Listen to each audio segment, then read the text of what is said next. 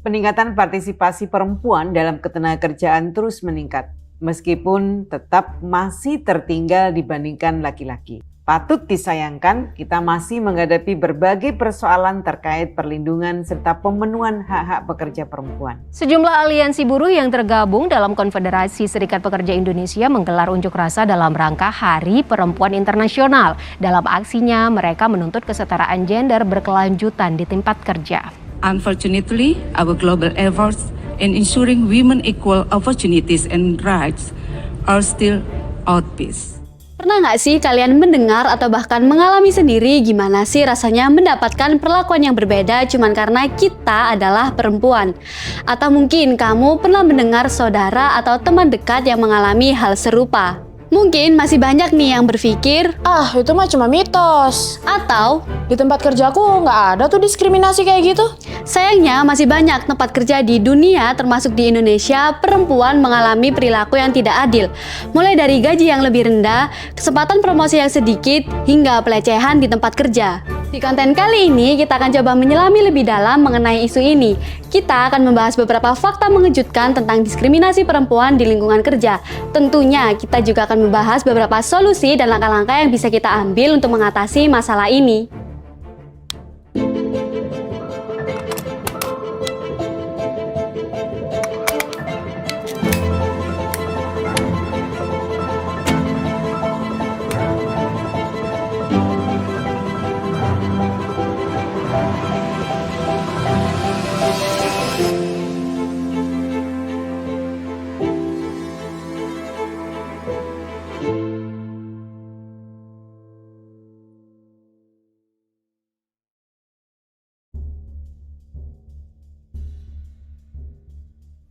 Jadi, kalau kamu punya saudara ataupun teman perempuan yang mengalami diskriminasi gender, kamu wajib like, subscribe, dan nyalain loncengnya biar kamu nggak ketinggalan update-update dari kita. Sebelum kita menyelam ke dalam fakta-fakta yang mungkin akan membuat banyak dari kita terkejut, ada baiknya kita melangkah sedikit ke belakang. Berabad-abad yang lalu, ketika masyarakat kita masih sangat patriarki, perempuan seringkali hanya dianggap sebagai pengurus rumah tangga ataupun ibu dari anak-anak mereka. Mereka jarang diberi kesempatan untuk bisa bekerja ataupun berkontribusi di luar rumah. Namun dengan seiring berjalannya waktu, perempuan sudah mulai memasuki dunia kerja.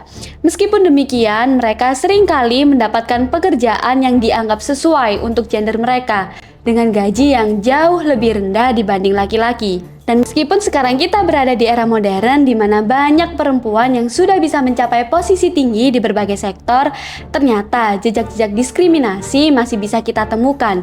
Baik itu dalam bentuk gaji yang tidak setara, kesempatan yang terbatas, dan perlakuan yang kurang menghargai. Namun, perempuan tidak tinggal diam. Mereka berjuang, berdemonstrasi, bahkan mengorbankan banyak hal untuk mendapatkan hak yang sama. Ketika kita mendengar kata diskriminasi, apa yang terlintas di pikiran kamu? Apakah ini hanya sekedar perlakuan yang tidak adil atau sesuatu yang lebih dalam? Menurut jurnal Idea Hukum, ada beberapa faktor yang mendasari diskriminasi, dan salah satunya adalah pendidikan pekerja. Mungkin bagi sebagian dari kita, pendidikan terdengar seperti hal yang sederhana. Namun pada realitanya, pendidikan memiliki dampak yang besar terhadap pemikiran seseorang. Dengan pendidikan yang baik, seseorang bisa memahami hak dan kewajiban, serta menghargai keberagaman dan kesetaraan. Menurut laporan dari United Nations, ada kesenjangan gaji yang cukup mencolok antara perempuan dan laki-laki. Bayangkan di pasar tenaga kerja global, perempuan mendapatkan rata-rata 23% lebih sedikit dibanding laki-laki. Ini bukanlah angka yang kecil. Jika kita ubah menjadi nilai uang, perempuan kehilangan puluhan hingga ratusan juta dalam masa kerja mereka. Dan apa alasan dibalik perbedaan ini? Apakah perempuan tidak kompeten? Tentu saja tidak. Ini adalah hasil dari bias gender yang mengakar pada budaya kita selama ini. Sebuah asumsi yang mengatakan bahwa mungkin perempuan tidak sekompeten laki-laki. Dalam artikel Antara News, Reni Huta Barat, anggota Komnas Perempuan, mengatakan bahwa masalah ini bukan hanya di satu area pekerjaan tertentu.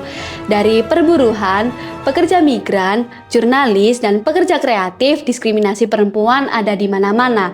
Ini menunjukkan betapa mendalam dan luasnya masalah ini di masyarakat kita. Dan berbicara tentang jurnalistik, menurut artikel VOA Indonesia, hasil riset oleh PR2 Media dan AJI Indonesia pada tahun 2022, 405 jurnalis perempuan di Indonesia mengungkapkan bahwa masih adanya diskriminasi gender di tempat kerja, baik itu dalam hal remunerasi, kenaikan jabatan, hak cuti, hak melahirkan, tunjangan kesehatan, dan kesempatan untuk berkontribusi di ruang redaksi. Jadi dari beberapa fakta tadi kita bisa melihat gambaran luas bagaimana diskriminasi terjadi terhadap perempuan di berbagai sektor dan level pekerjaan. Ini adalah realita yang harus kita hadapi dan tentunya kita harus berjuang untuk mengubahnya. Ketika kita berbicara tentang diskriminasi, seringkali yang terlintas di pikiran kita adalah dampak finansial. Memang benar, banyak perempuan yang mendapatkan gaji rendah dan kesempatan karir yang terbatas hanya karena gender mereka. Namun, dampak diskriminasi lebih dari itu. Coba deh bayangin, setiap hari pergi ke tempat kerja dan merasa tidak dihargai, mendapatkan perlakuan yang berbeda atau bahkan dilecehkan hanya karena kamu seorang perempuan. Dampak emosional dan mental dari perlakuan semacam itu bisa sangat mendalam. Banyak perempuan yang merasa stres, cemas, atau bahkan depresi karena terus-menerus mendapatkan perlakuan yang tidak adil. Selain itu, dampak emosional ini juga mempengaruhi kinerja, hubungan interpersonal, bahkan kesejahteraan fisik seseorang. Dan menurut Pintar Mampu, ada dampak lain yang mungkin tidak kita sadari.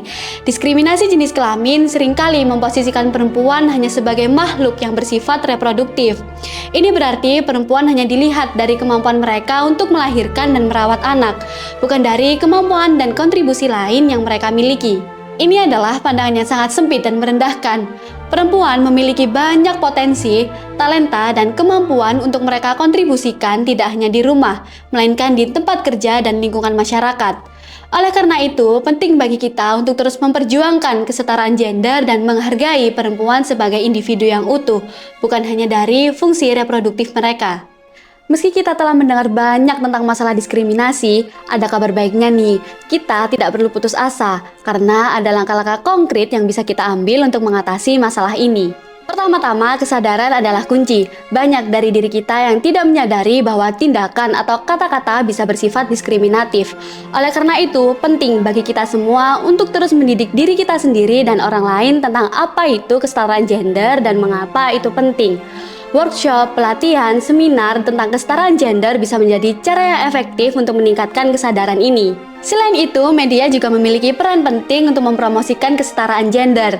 Dengan menyajikan cerita dan narasi yang mendukung perempuan, media bisa membantu mengubah pandangan masyarakat dan menciptakan lingkungan yang lebih mendukung bagi perempuan. Kemudian, kita punya Kementerian Pemberdayaan Perempuan dan Perlindungan Anak yang secara aktif mengajak semua pihak untuk ikut berkontribusi dalam menciptakan tempat kerja yang bebas diskriminatif. Mereka memiliki berbagai program dan inisiatif yang ditujukan untuk memastikan bahwa perempuan mendapatkan hak dan kesempatan yang sama di tempat kerja. Namun perlu diingat bahwa perubahan sesungguhnya datang dari masyarakat itu sendiri. Setiap dari kita memiliki peran penting untuk memastikan bahwa perempuan dihargai dan diperlakukan dengan adil. Mulai dari hal-hal kecil seperti mendengarkan dan mendukung rekan kerja perempuan kita, hingga hal-hal besar seperti mempromosikan kebijakan kesetaraan gender di tempat kerja. Setelah mendengar berbagai fakta dan solusi yang telah kita bahas, kita jadi tahu betapa pentingnya isu kesetaraan gender di tempat kerja. Ini bukan hanya masalah bagi perempuan, tapi ini juga masalah untuk kita semua. Kita semua memiliki ibu, saudara perempuan, teman perempuan, ataupun rekan kerja perempuan. Bayangkan jika mereka harus menghadapi diskriminasi setiap hari. Oleh karena itu, mari kita bersama-sama berkomitmen untuk menciptakan perubahan lingkungan kerja yang lebih inklusif, di mana setiap orang tanpa memandang gender mendapatkan kesempatan yang sama. Thank you guys sudah mau nonton video ini sampai akhir. Komen di bawah kalian mau kita bahas apa lagi. See you on the next video. Bye!